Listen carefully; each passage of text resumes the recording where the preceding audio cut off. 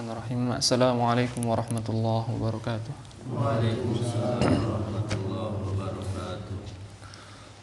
Alhamdulillahirabbil alamin wassalatu wassalamu ala asyrafil anbiya'i wal mursalin wa ala man tabi'ahum bi ihsanin ila yaumiddin ridwanullahi alaihim ajma'in.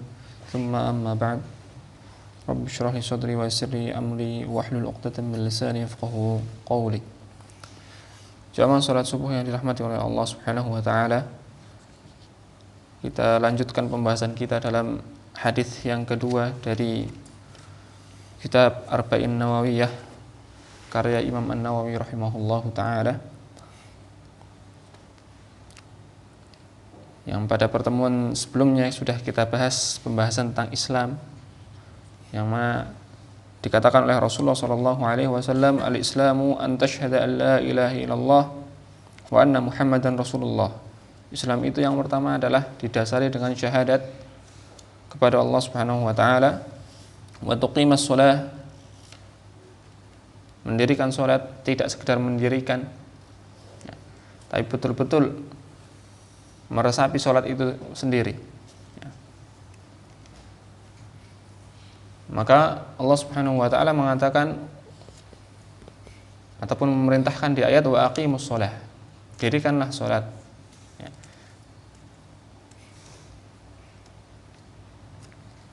Kemudian wa tu'tiyaz zakah, menunaikan zakat ketika sudah datang waktunya. Wa tasuma Ramadan, berpuasa pada bulan Ramadan. Wa tahujjal bait in istata'ta ilaihi sabila, dan haji bagi orang yang sanggup untuk melakukan perjalanan tersebut. Sanggup dari segi maliyah ataupun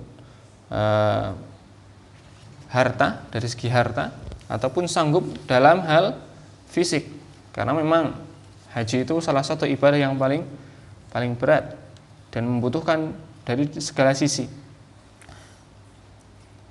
Kalau seumpamanya syahadat dan sholat itu merupakan ibadah badaniyah, ibadah yang didasari dengan anggota badan, dilakukan dengan anggota badan.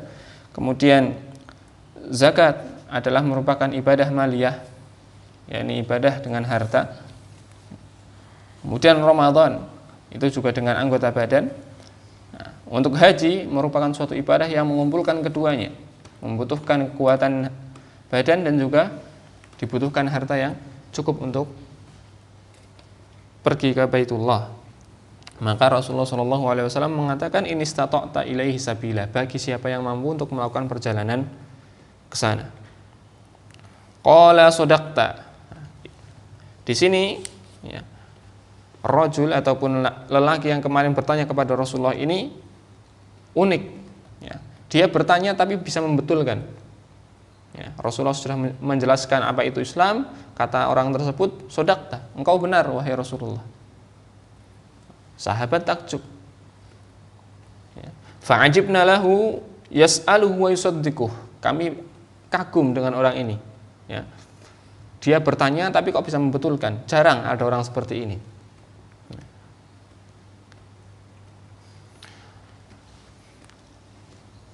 Qala fa akhbirni 'anil iman. Kemudian orang tersebut bertanya lagi, wahai Rasulullah, kabarkan kepada saya, kasih tahu saya apa itu al-iman. Qala an tu'mina billahi wa malaikatihi wa kutubihi wa rusulihi wal yaumil akhir wa tu'mina bil qadari khairihi wa syarrihi. Kemudian Rasulullah mengatakan iman itu adalah beriman kepada Allah Subhanahu wa taala, kepada malaikat, kepada kitab, kepada rasul, kepada yaumil akhir, hari kiamat, dan beriman kepada qada yang baik dan yang buruk. Yang mana pada dasarnya al-iman itu sendiri secara bahasa adalah at-tasdiq, meyakini, membenarkan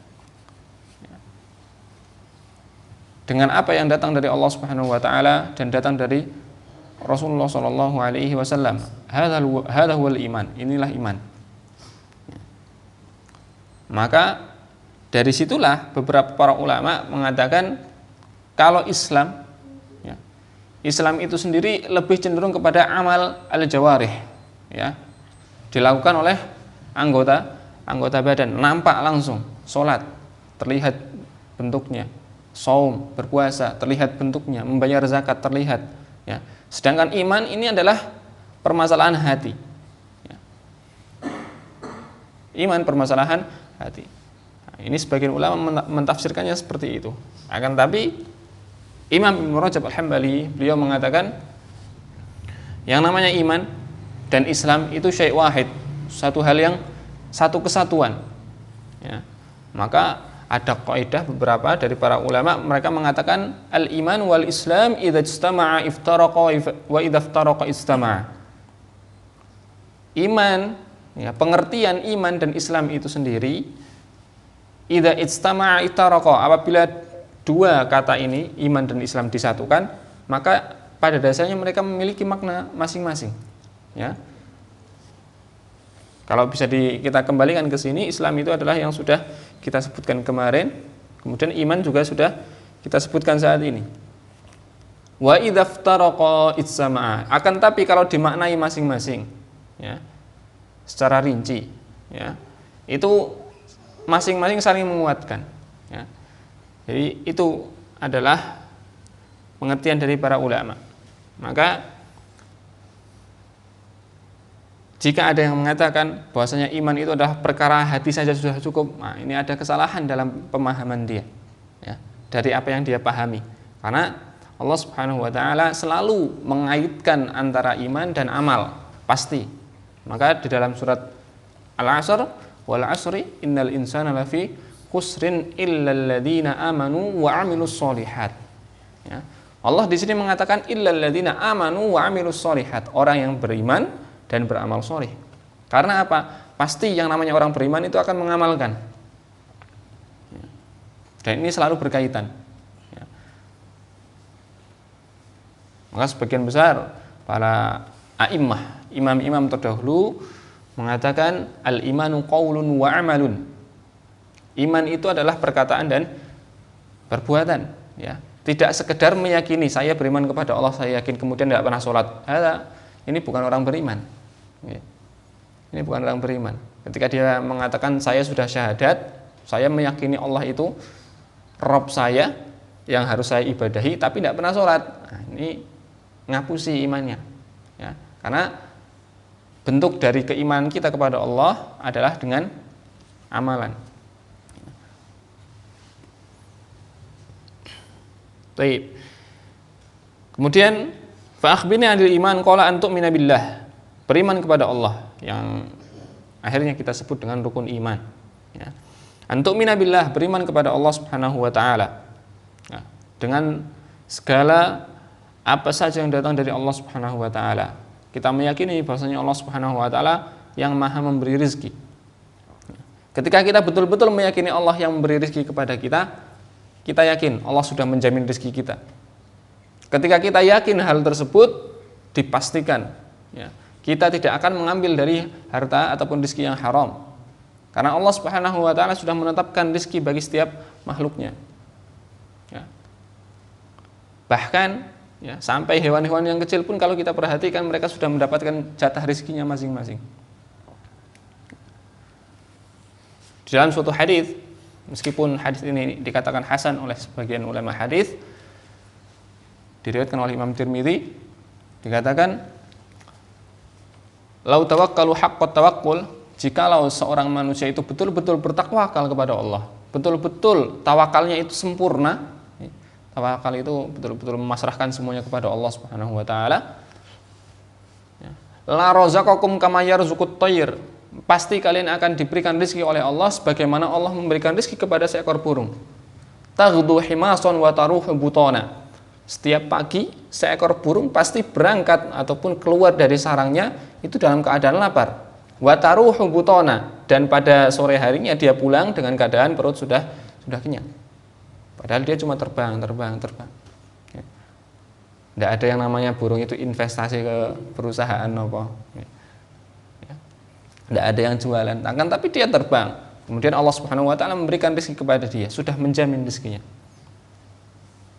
Wa ma min dabbatin illa 'ala Allahi rizquha, dan setiap yang berjalan di atas muka bumi ini sudah Allah tetapkan rezekinya. Maka pasti orang yang betul-betul beriman kepada Allah, yakin kalau Allah itu Ar-Razik, Maha Pemberi rizki, bisa dipastikan dia tidak akan berani mengambil harta yang haram.